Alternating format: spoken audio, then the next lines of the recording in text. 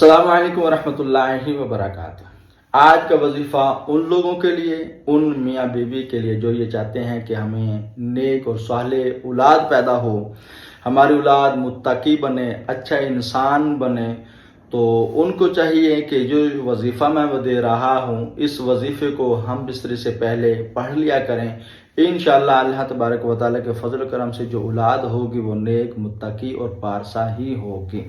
मगर इस वजीफ़े को आपकी मेहरबानी, जब लिबास उतारना हो उससे पहले पढ़ लें, हम बिस्तरे से पहले जब कपड़े वगैरह पहने हों। बाद लोगों को ये भी बुजुर्गान दीन का समझ लो कि एक रहा है वसी काम कि वो अपनी बीवी से सोहबत से पहले बावजू होकर ये सोहबत क्या करते थे, ताकि हमारी औलाद नेक हो, अच्छी हो और पारसा हो।